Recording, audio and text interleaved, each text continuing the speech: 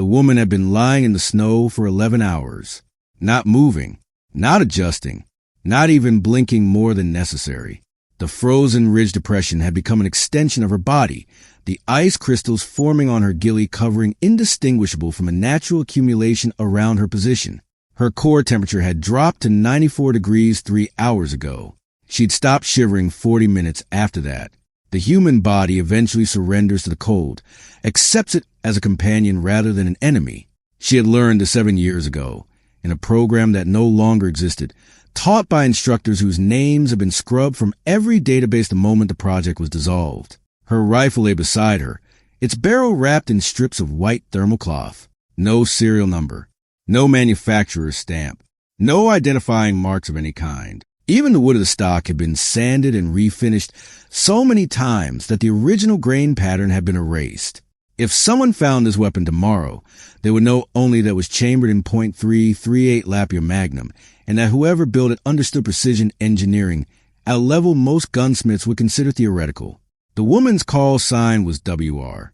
Nothing else. No first name. No surname. No service record that hadn't been systematically deleted from 17 different government databases over the course of a single afternoon 7 years prior. The institution she had served with absolute fidelity had repaid that fidelity by making her disappear, not from the world, but from history itself. And now she was watching 14 men walk toward a town that did not know it was about to die. If that opening hooked you, stay with me. This story only gets more intense. Subscribe now for more real stories of courage, and hit that notification bell. Drop a comment and tell me where you're listening from. Now, let me take you back to where it all began. The blizzard had started 18 hours earlier, sweeping down from the Caro Pass with the kind of fury that made meteorologists revise their models and made the residents of Varden's Crossing pull their shutters tight and pray. 3 feet of new snow had already accumulated. Wind chill had dropped to negative 31 degrees Celsius. Visibility, which had hovered around 60 meters for most of the night, was collapsing rapidly toward 30. Perfect conditions. Not for survival, for hunting. WR had arrived at this ridge 72 hours before the blizzard made landfall. 3 full days of observation. She had mapped every fold in the terrain, every depression invisible on topographic surveys, every shadow line that would shift as the weak winter sun tracked across the southern horizon. She had measured wind patterns at 14 different positions along the ridgeline. She had calculated air density variations at altitude. She had identified the precise angle at which sound would carry downslope versus dissipate into the howling white void above. She had done all of this without a rangefinder. The Ashfield program had taught her to estimate distance through visual reference and mathematical compensation. A human torso at 100 meters occupies a certain angular space. At 500 meters, that space compresses by a predictable ratio. At 900 meters, the ratio becomes so small that most shooters require electronic assistance. WR had spent 3 years training her eye to read those ratios the way a musician reads sheet music, instinctively, without conscious calculation. The program had been dissolved when someone in Washington decided that training operators to function completely off-grid was a liability rather than an asset. The 17 graduates had been reassigned to conventional units. 15 of them had accepted the transition. One had died during a training accident that the investigation later ruled inconclusive. WR had done something worse than die. She had told the truth. Now, in the frozen darkness above Varden's Crossing, she watched the Callaway group approach through the curtain of driving snow. 14 operators, 4-man fire teams moving in stagger formation, helmet-mounted thermal imaging, acoustic sensors positioned at 100-meter intervals along their route of advance, 3 surveillance drones circling somewhere above the cloud ceiling, their thermal cameras searching for any heat signature that didn't match the town's expected population.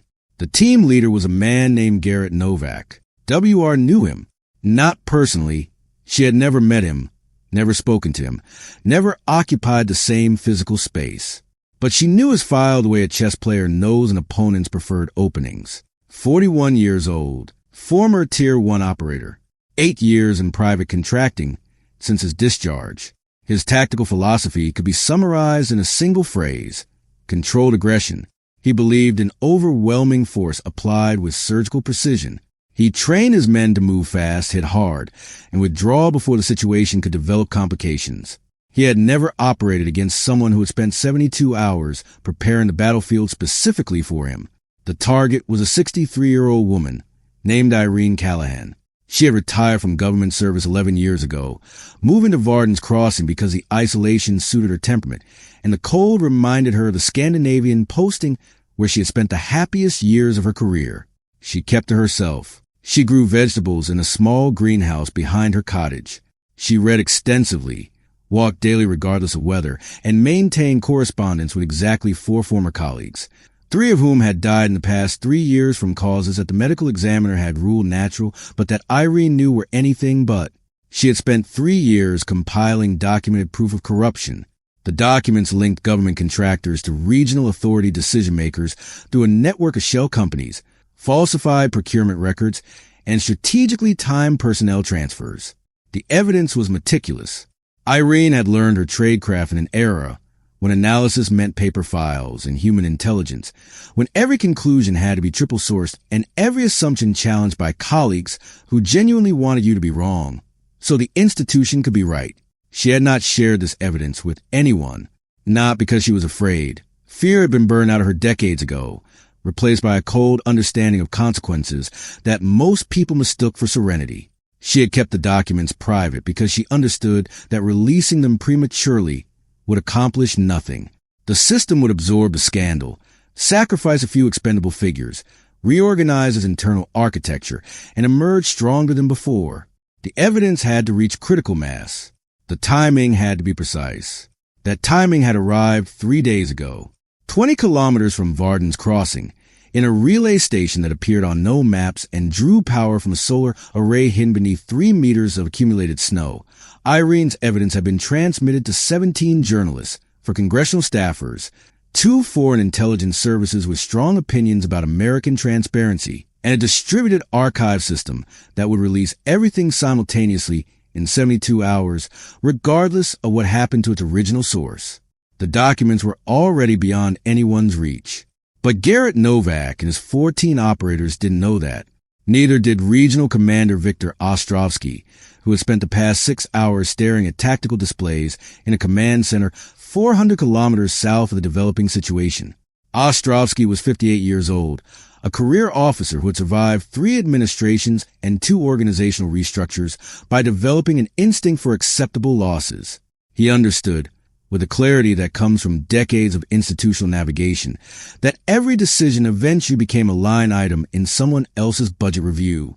Varden's Crossing had 411 residents. 263 of them had evacuated during the first hours of the blizzard warning, loading whatever possessions would fit into their vehicles and driving south toward the provincial capital. The remaining 148 had chosen to stay. Some were too old to travel. Some lacked transportation. Some simply refused to abandon their homes to the storm. Ostrovsky had calculated the numbers. 148 civilians. 1 high-value target with evidence that could destabilize relationships worth billions. 14 elite private contractors who had never failed to complete an objective, a blizzard that would make any response force deployment logistically impossible for at least 18 hours. He had signed the withdrawal order at 2,200 hours. The language was bureaucratic, bloodless.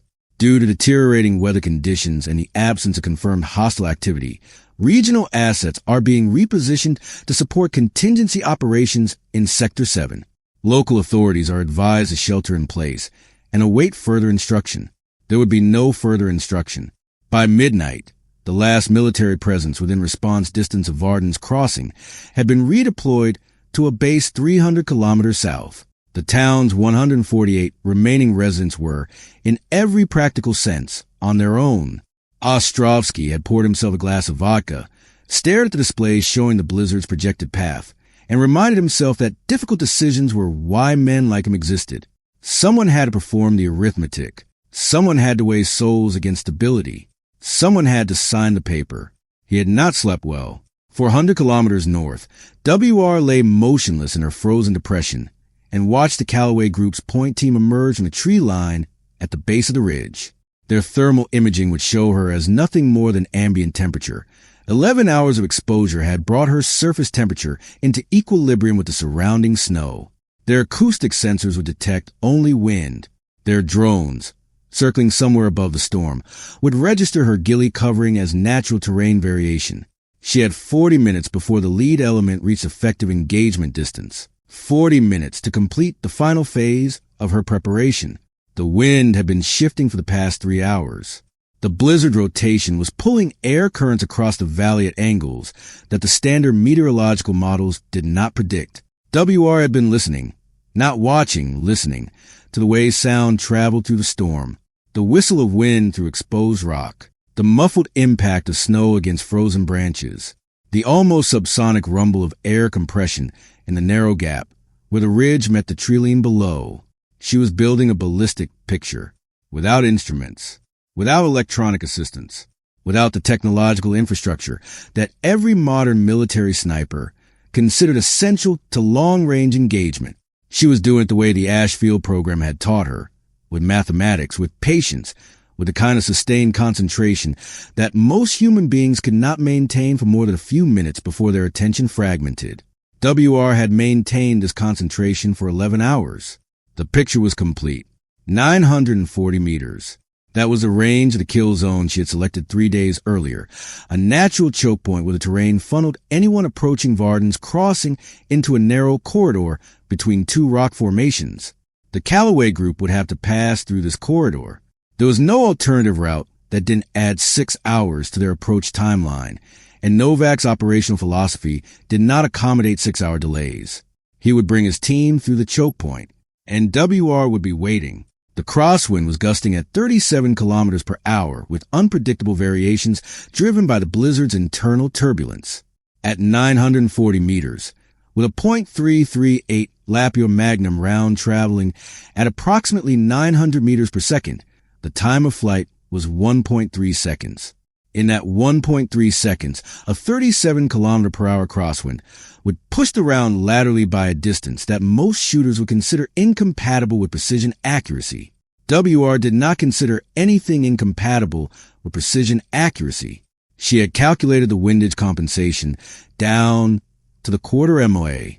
She had memorized a specific correction for the air density at this altitude. She had internalized the temperature coefficient for her specific ammunition lot. Every variable that could be quantified had been quantified. Every factor that could be controlled had been controlled. The only remaining variable was human. The target would not be standing still. This was the element that separated theoretical marksmanship from practical lethality. Paper targets at competition ranges did not move. Steel silhouettes at training facilities followed predictable patterns.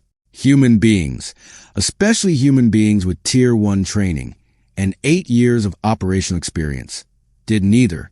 WR would have to shoot not where the target was, but where the target would be in 1.3 seconds. She would have to predict movement, and she would have to be right. Below the ridge, the Callaway group continued their approach. Marcus Webb, the team's designated marksman, occupied the third position in the lead fire team.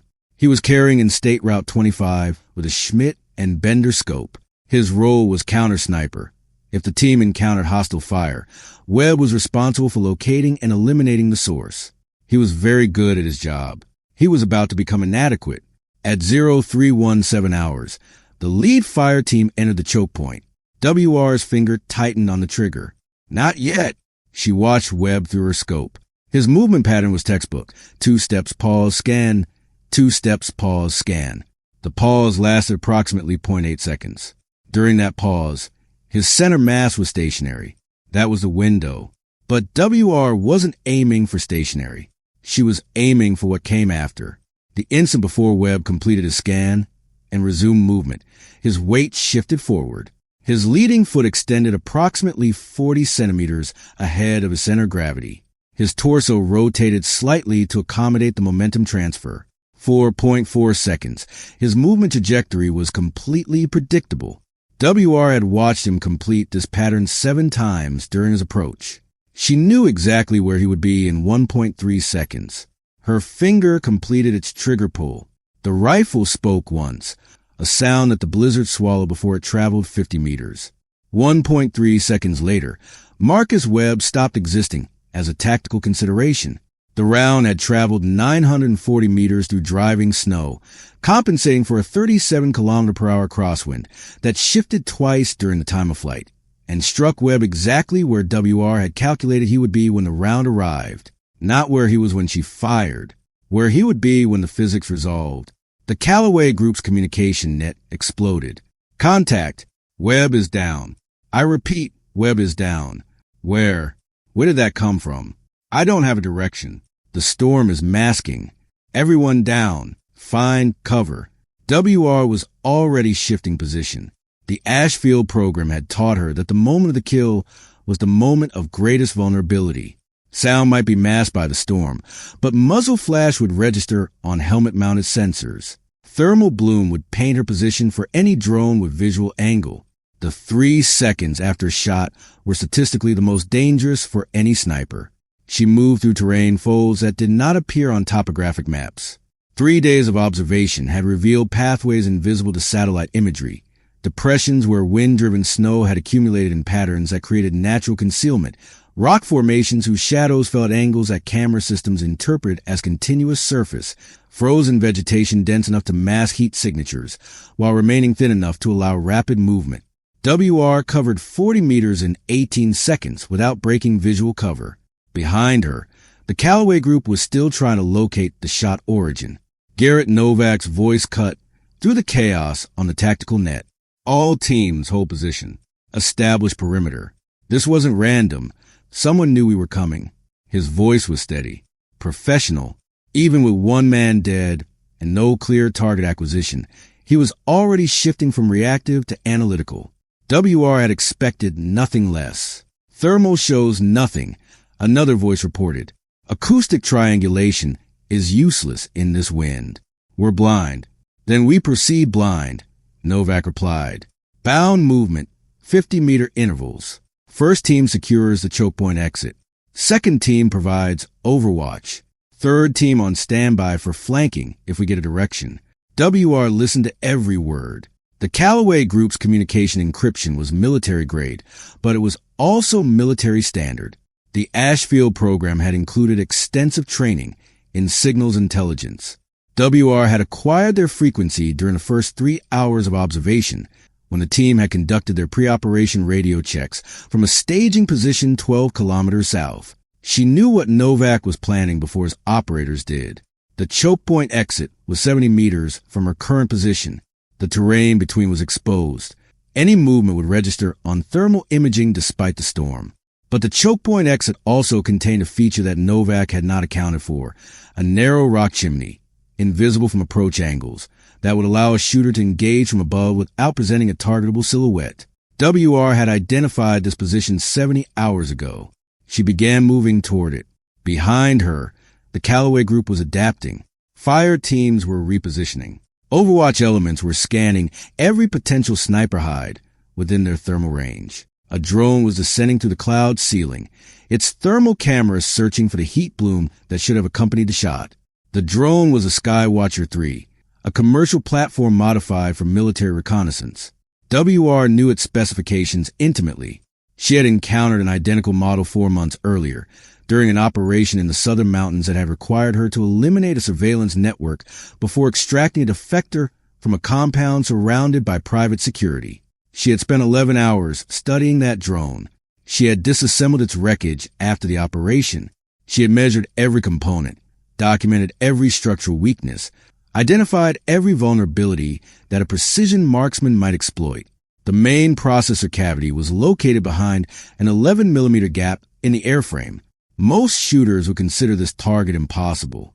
The gap was barely visible even under optimal conditions. In a blizzard, with driving snow and wind gusting across the flight path, the margin for error was measured in fractions of millimeters. WR did not believe in impossible. The drone descended to 200 meters, its thermal camera sweeping the ridgeline.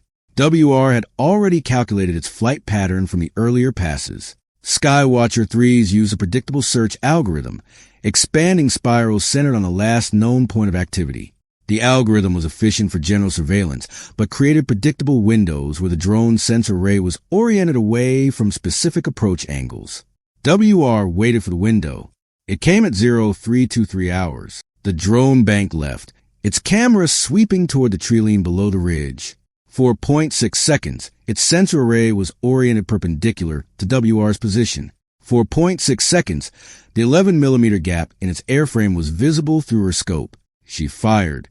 The round traveled 214 meters through horizontal wind shear, climbed 17 meters to compensate for the drone's altitude, and threaded through the 11mm gap with less than 2 millimeters of clearance on either side.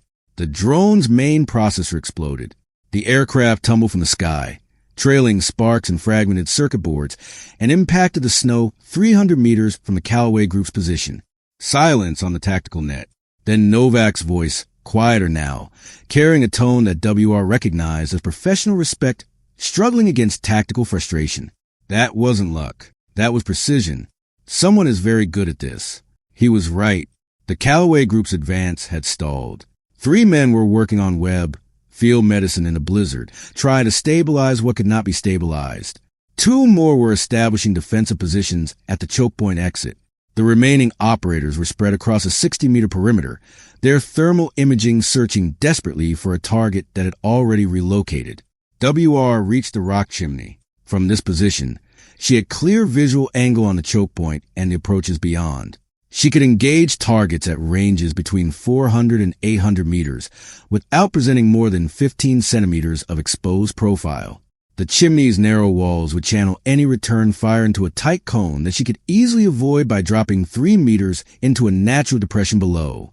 She settled into her new position. The rifle's barrel had cooled during movement. The thermal cloth was doing its job. Any residual heat from the 2 shots was dissipating into the fabric rather than radiating into the environment. Her position was thermally neutral, acoustically masked, visually concealed. She was a ghost. Recon team report, Novak ordered. Nothing on thermal, nothing on acoustic. Either she relocated or she's using some kind of signature masking. The question hung in the frozen air.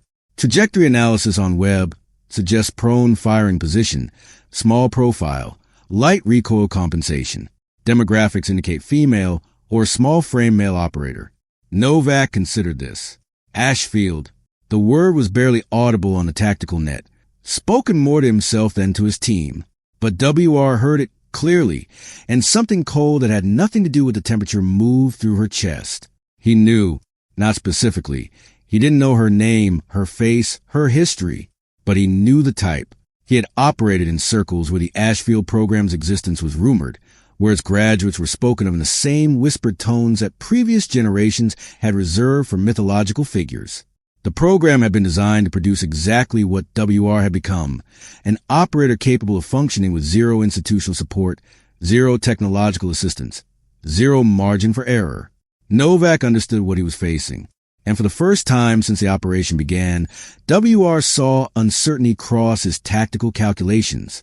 All teams, new protocol. Maintain 50-meter spacing minimum. No predictable movement patterns. Vary pause intervals between 1 and 3 seconds. She's reading our timing. Smart. Very smart. Random intervals would make predictive shooting significantly more difficult. The mathematical models that WR used to calculate target position depended on pattern recognition. If there was no pattern, there could be no prediction. But Novak had made an error. He had assumed that WR needed pattern recognition to be effective. The Ashfield program had prepared for this exact scenario. When predictive shooting became impossible, the program had taught an alternative methodology, reactive displacement. Instead of calculating where a target would be, you calculated where a target would go when they realized they were under fire. Stress responses were universal. Adrenaline created predictable neurological effects. A trained operator's first instinct under fire was to move toward cover, and in the terrain below the rock chimney, there was only one viable cover position. WR had identified it 3 days ago. She shifted her aim point and waited. The Callaway Group resumed their advance. Movement was more cautious now. Random pause intervals, unpredictable timing, operators scanning constantly for any indication of the shooter's position. They were adapting. but they were still moving toward Varden's crossing. WR understood that killing them all was not her objective. She was not here to eliminate the Calloway group. She was here to stop them from reaching the town, to create enough uncertainty, enough attrition, enough doubt that Novak would calculate his losses against his objectives and decide that continuation was not viable. This was not assassination. This was interdiction. The difference was significant. An assassin needed to eliminate specific targets regardless of collateral effects. An interdiction specialist needed to shape the operational environment until the enemy chose withdrawal over engagement. The former required precision. The latter required psychology. WR had been trained for both. At 0341 hours, the Calloway Group's second fire team reached the choke point exit. Their movement had been excellent. Random timing, irregular spacing, constant visual coverage. But the choke point exit funneled them into a 12-meter corridor bounded by rock walls on both sides. For 8 seconds, they would be constrained to a movement lane that offered no lateral escape. WR calculated angles. 3 targets visible. Range 417 meters. Wind had shifted, now crossing from the southwest at 23 kilometers per hour. Air density higher in the corridor due to rock walls creating a wind shadow. Time of flight reduced to 0.47 seconds. She could not kill all 3 before they reached cover. The mathematics didn't support it, but she could kill 2, wound 1, and force the remainder of the team to provide emergency medical support rather than continue the advance. She fired. The first round struck the lead operator in the upper chest. Body armor absorbed part of the impact, but the kinetic transfer shattered his clavicle and dropped him immediately. The second round, fired before the first had arrived, struck the trailing operator in the right thigh, a deliberate targeting choice that would require 2 additional operators to evacuate him rather than a single man carry sufficient for a corpse.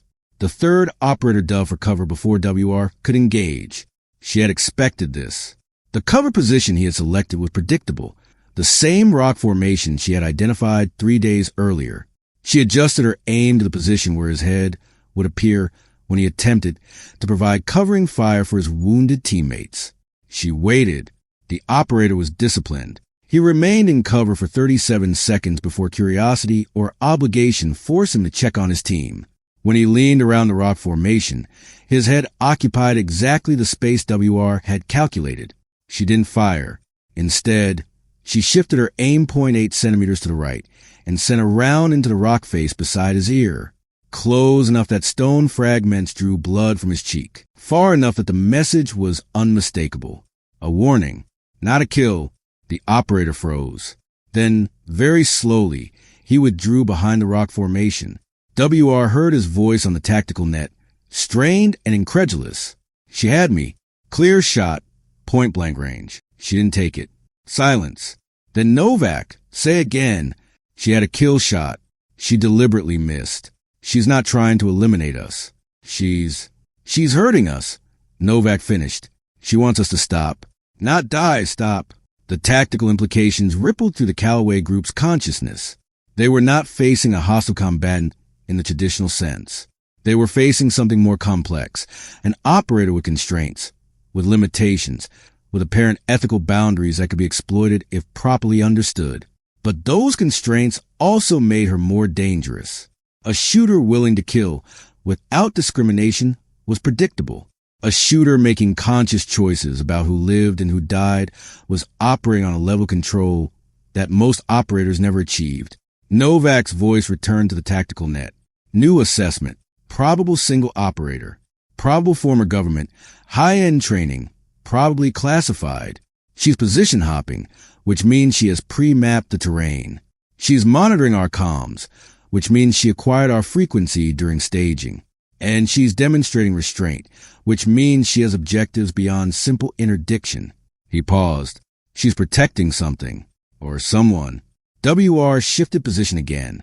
Novak was thinking clearly. Too clearly. If he identified Irene Callahan as a high-value target, he would restructure his approach. Instead of a direct advance on the town, he would establish surveillance positions and wait for the storm to break. He would call for additional assets. He would build a kind of overwhelming force that even WR could not interdict indefinitely. She needed to keep him focused on her. At 0358 hours, she provided a distraction. The Callaway Group's communications relay, a portable unit carried by their technical specialist, was located at the center of their formation. It was surrounded by operators, protected by body positions, shielded from direct engagement angles by terrain features that Novak had deliberately selected. But the relay required an antenna. The antenna extended 47 centimeters above the protective formation. Its profile was narrow, barely 3 centimeters at the widest point. In the driving snow, with visibility below 30 meters and wind gusting unpredictably, a shot at that antenna from WR's current position would require accuracy that bordered on theoretical. She fired. The relay went dead. For 11 seconds, the Callaway Group operated without communications. 11 seconds of silence where orders could not be transmitted, positions could not be coordinated, and individual operators were left to interpret the tactical situation through their own judgment. WR used those 11 seconds to relocate.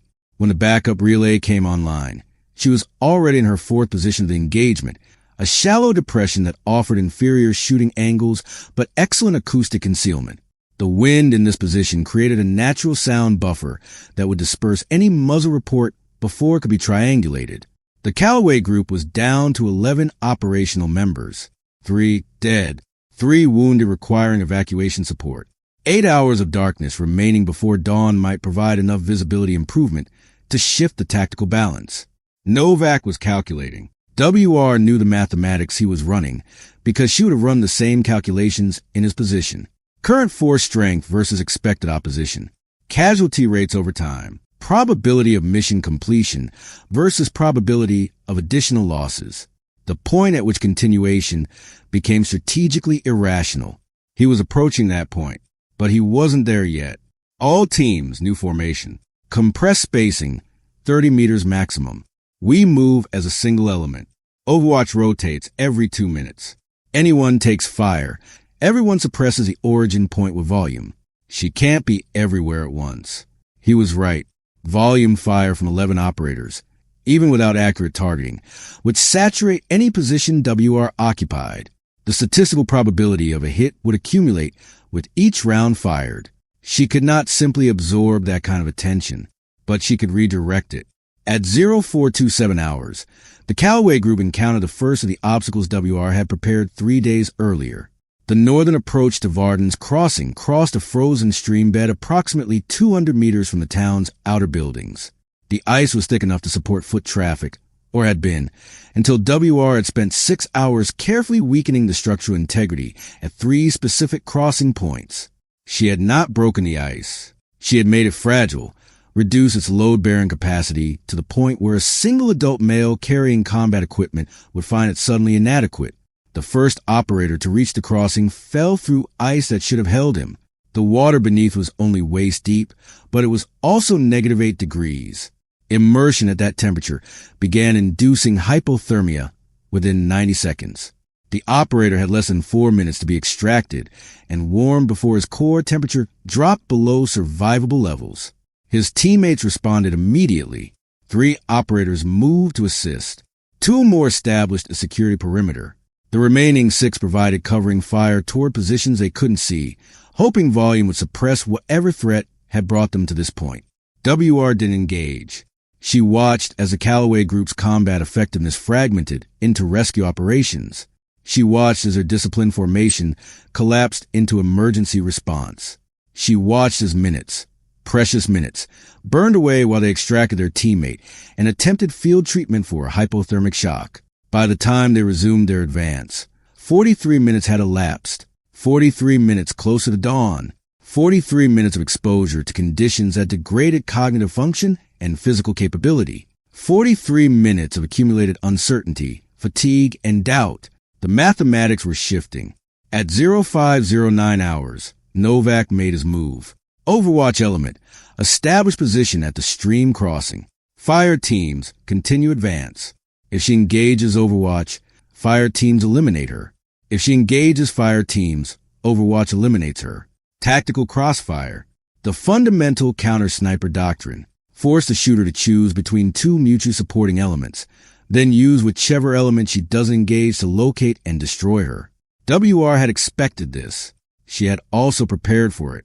The overwatch position that Novak selected, elevated terrain with clear sight lines to both the stream crossing and the approach route beyond, was exactly the position she would have selected in his place. It was tactically optimal. It was also the position she had pre-registered on her second day of observation. She didn't need to calculate range or windage for this position. She had already solved those equations. The numbers were memorized, embedded in her nervous system through repetition until they required no conscious processing. The overwatch element took position. WR counted 3 operators. The designated marksman, a replacement for Webb, less experienced but carrying similar equipment, was positioning himself behind a rock formation that provided excellent cover from the town's approach angles. It provided no cover from WR's current position. She waited until the fire teams were 200 meters from the stream crossing. At that distance, the overwatch element could not provide effective support if engaged. The operators would have to choose between maintaining their current position or relocating to assist, and either choice would create vulnerability. She fired 3 times in 4 seconds. The designated marksman took the first round through his scope, a deliberate choice that eliminated his ability to provide return fire even if he survived the impact. The second operator absorbed a round through his shooting arm. The third was already moving when WR's round arrived, but she had anticipated his movement vector. The round struck his equipment vest, shredding his communication gear and trauma kit without causing lethal injury. All 3 operators were neutralized as combatants. None of them were dead. The fire teams reacted instantly. Suppressive fire erupted from 9 weapons, saturating the general direction of WR's position with enough volume to make any human being retreat. But WR was already gone. She had relocated during the 1.3 seconds between her final shot and the fire team's response. Her new position was 70 meters from where their rounds were impacting. She watched the suppressive fire tear apart the terrain she had occupied seconds earlier and felt nothing but professional satisfaction. The Callaway group was down to 9 operational members. 4 dead, 3 incapacitated, 3 wounded but mobile, and the sun was still 4 hours from breaking the horizon. Novak understood what was happening. WR could see it in the way his tactical decisions were shifting. Less aggression, more caution, increasingly defensive postures that prioritize force preservation over mission completion. He was running the same calculations she had predicted, and those calculations were approaching the threshold where withdrawal became the rational choice. But he wasn't there yet. Something was holding him in the engagement. Professional pride, perhaps contractual obligation, or something else, something WR hadn't accounted for. She listened to his communications. "Pharaoh, what's your assessment?" A new voice on the tactical net. Deeper, rougher, carrying the kind of graveled edge that came from years of shouting orders in combat environments. "She's Ashfield. No doubt now. The technique, the environmental adaptation, the way she's using the terrain. I trained against these people at the ranch. They dissolve programs like this, but they don't dissolve the graduates. She's out here operating ghosts. Can you take her?" Silence. Then, maybe, if I can get a read on her position when she fires. Her timing between shots is consistent. 0.3 to 0.4 seconds for repositioning, then engagement. If she fires at someone else and I'm ready, I might have a window. How much of a window? Less than a second. She's that fast. Novak considered this. Do it. Seth Farrell was the Callaway Group's senior marksman. Not their best shooter in terms of pure accuracy, but their most experienced in counter-sniper operations. He had spent 6 years in the sandbox hunting enemy snipers who had made the southern provinces into killing fields. He understood the psychology of precision shooters. He knew how they thought, how they moved, how they revealed themselves in the moments between shots. He was dangerous. WR had identified him early in the operation. His movement patterns were different from the other operators, more deliberate, more aware of angles and sight lines, more conscious of the way sound traveled and light reflected. He was scanning constantly, not for threats, but for signatures, the subtle indicators that a trained eye could use to locate a concealed shooter even when direct observation was impossible. He was looking for her, and he was good enough that he might find her. WR adjusted her strategy.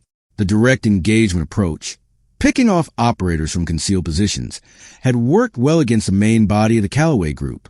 But Pharaoh was not a standard operator. He was a predator in his own right, trained to hunt exactly what she was. Against him, she would need different tactics. She decided to give him what he wanted. At 0547 hours, with the blizzard intensifying and visibility dropping below 20 meters, WR fired at the Callaway Group's point element. The shot was deliberately poor. Not obviously poor. The round struck within 2 meters of its intended target, close enough to force the operator into cover, but far enough that any experienced marksman would recognize the miss as uncharacteristic. The sound signature was detectable despite the storm. The muzzle flash, minimal but present, would register on any sensor system oriented toward her position.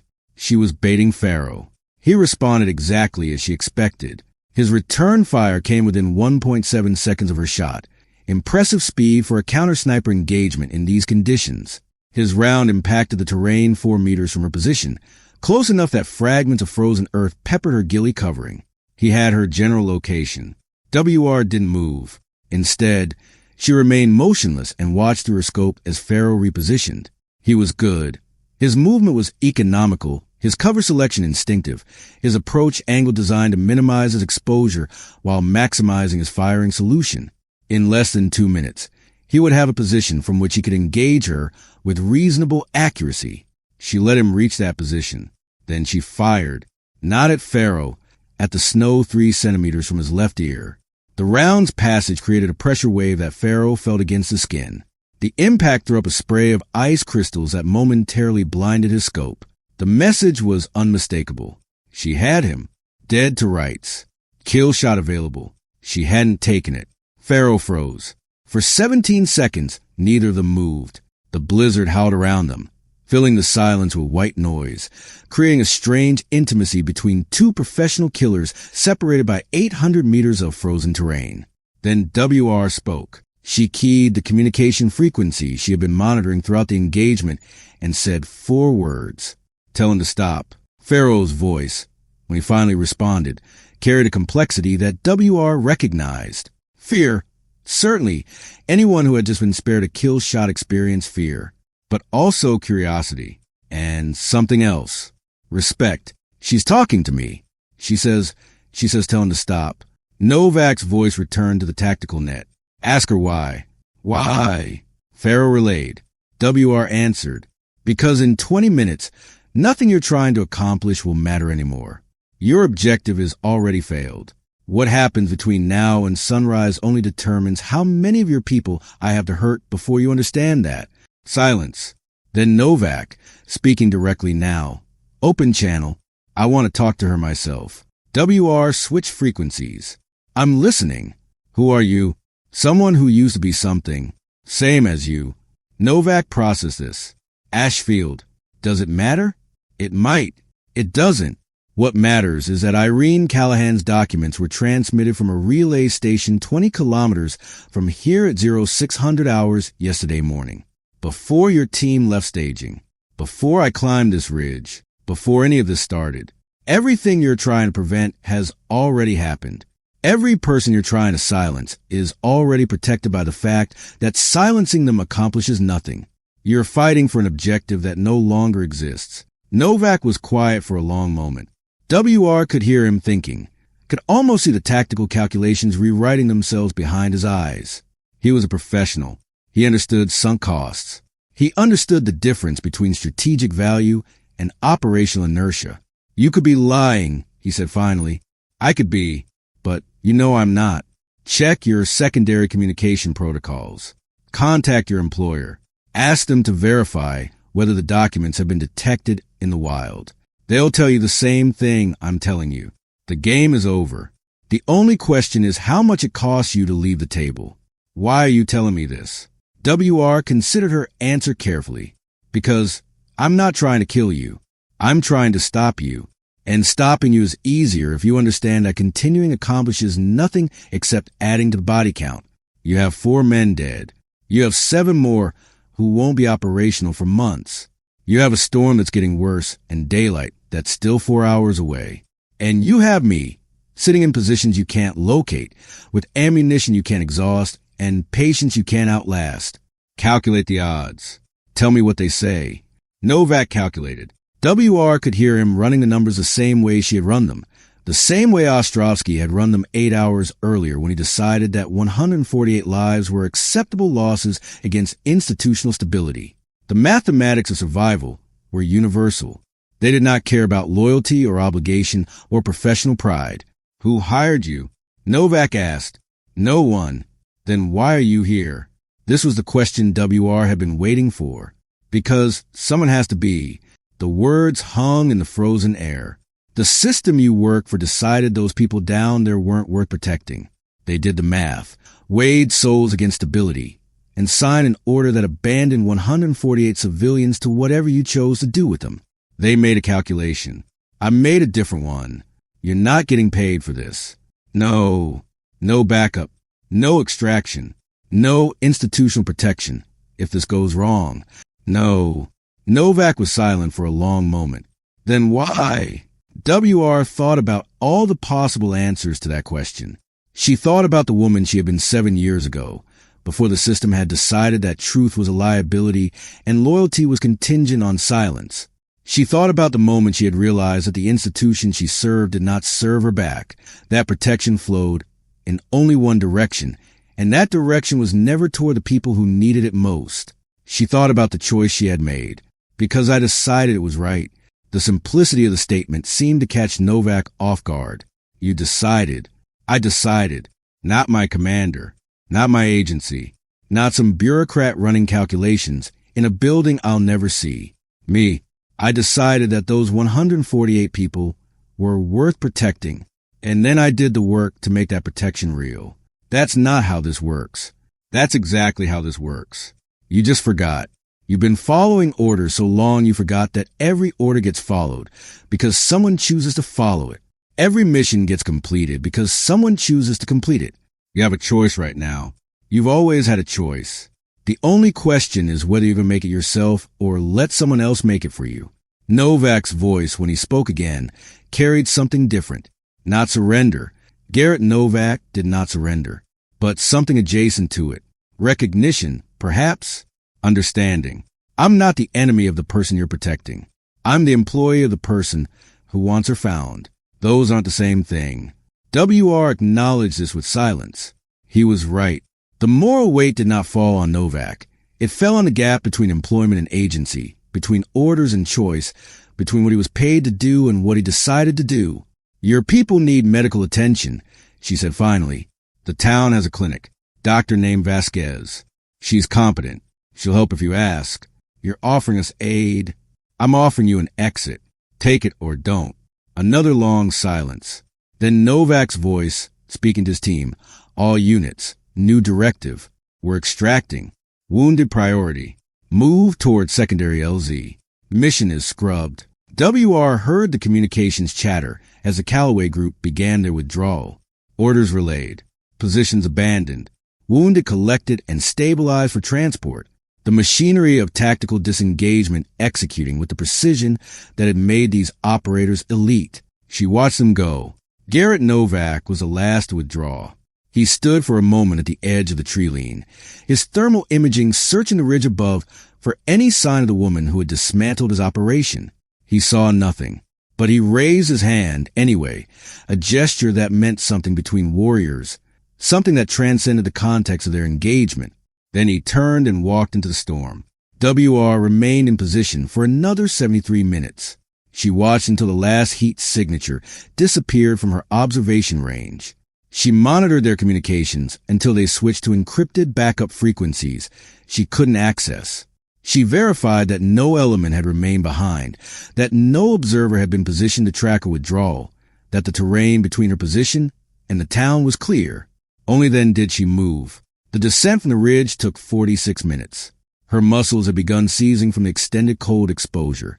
Despite the training, despite the preparation, 11 hours of motionlessness in these conditions extracted a physical cost that no amount of mental discipline could eliminate. Her right shoulder had locked during the final engagement, requiring her to compensate with adjusted technique that would have been imperceptible to any observer, but was immediately apparent to her own internal assessment. She would need to treat that. The hunting cabin was 3 kilometers north of Varden's Crossing, positioned in a valley that saw no traffic during winter months.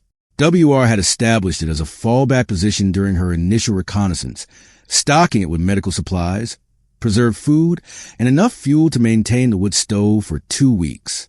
She arrived as the first gray light of dawn began filtering through the storm. The cabin was cold. She had not risked lighting the stove before the operation, knowing that even minimal heat signature might be detected by overhead surveillance. Now she kindled a fire with a mechanical precision that characterized everything she did, feeding small pieces of dry kindling until flames established, then adding progressively larger fuel until the interior began warming. She treated her injuries methodically. The jaw cut came first. A fragment of rock or ice had opened a 4-centimeter laceration along her lower mandible during one of the near misses. The wound was superficial, but bled freely in the warming air. She cleaned it with antiseptic, closed it with 3 butterfly strips, and covered the area with a waterproof dressing. The shoulder required more attention. The muscle had seized during the extended prone position, compressing nerves and restricting blood flow until the tissue began spasming. She applied heat, worked the muscle with her opposite hand, and ingested anti-inflammatory medication that would take 30 minutes to achieve therapeutic effect. Then she addressed the rifle. 23 rounds fired, 0 malfunctions. The weapon had performed exactly as the Ashfield program's armorers had designed it to perform, absolute reliability under conditions that would have destroyed lesser equipment. She field stripped it by firelight. Each component received individual attention. The barrel was cleaned with precision wound patches until no residue remained. The bolt carrier group was disassembled, inspected for wear, and lubricated with oil rated for extreme cold operations. The trigger assembly was examined for any accumulation of debris or moisture that might affect pull weight. The process took 47 minutes. When she finished, the rifle was ready to fire another 23 rounds with the same precision that had characterized the previous engagement. Then she did something she had not done in 7 years.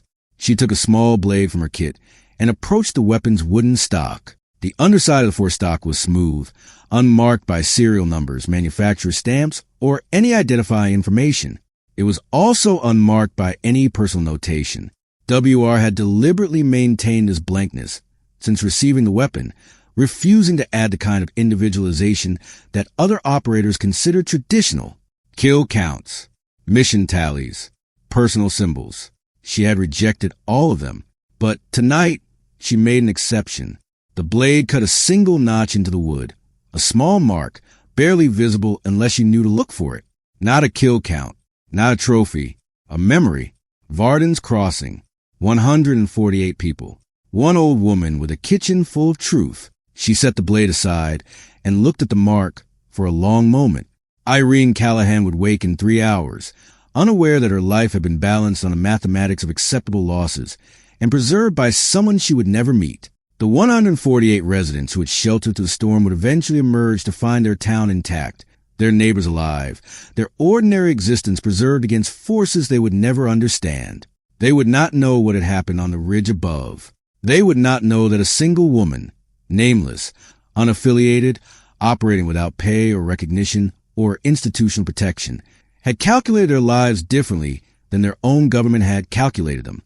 They would simply continue living. That was enough. Captain David Halstead arrived at Varden's Crossing at 1,140 hours the following morning. He was 43 years old, career military intelligence, currently assigned to a regional assessment unit that officially existed to evaluate infrastructure resilience in remote areas.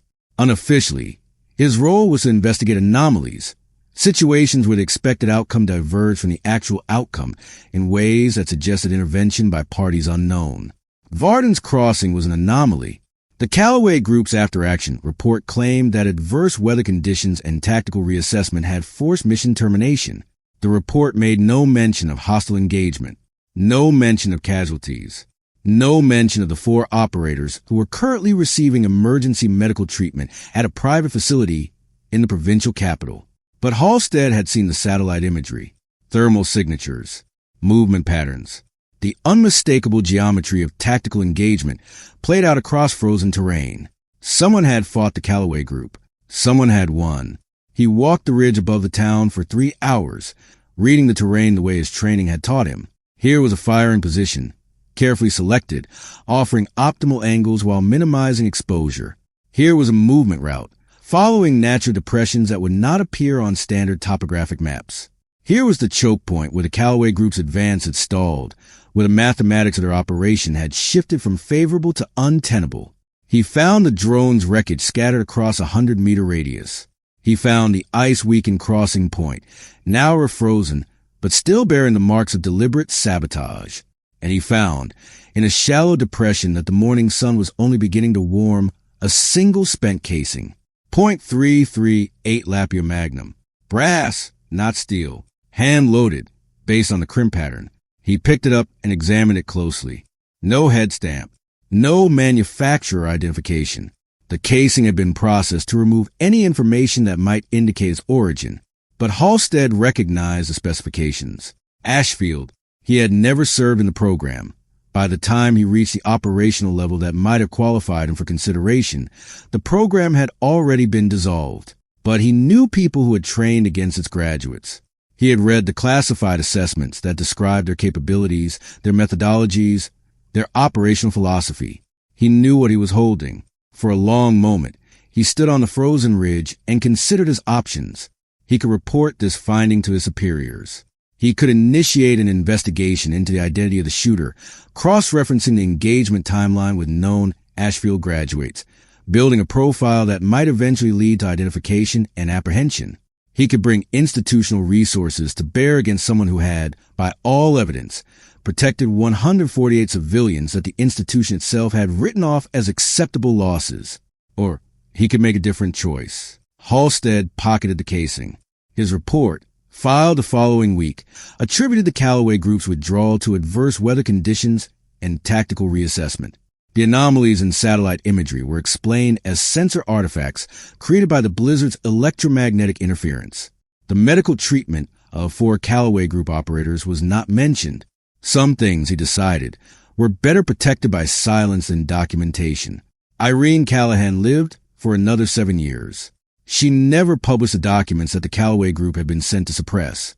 They had already been released through the distributed archive system she had established, creating exactly the kind of accountability she had spent 3 years working toward. She continued her quiet life in Varden's Crossing, tending her greenhouse and maintaining correspondence with colleagues who remained alive because the corrupt networks that had killed the others no longer had institutional protection. She never knew about WR, but sometimes, on winter mornings when the snow fell heavy and the wind howled down from Acaro Pass, she would look up at the ridge above her cottage and feel something she could not explain. A presence, a protection, the sense that somewhere in the frozen wilderness, someone was watching. She was right. WR had moved north before first light on the morning after the engagement. She traveled through old spruce forests that had not seen human presence in decades, following paths that existed only in her memory. She left no tracks in the deep snow. Her movement technique had been refined over 7 years of operating in terrain where any evidence of passage could mean death. She carried no documentation, no identification, no service record that hadn't been deleted, no institutional affiliation that might provide support or demand accountability. She carried only the rifle, unmarked, unregistered, precisely calibrated for conditions that most shooters would consider impossible.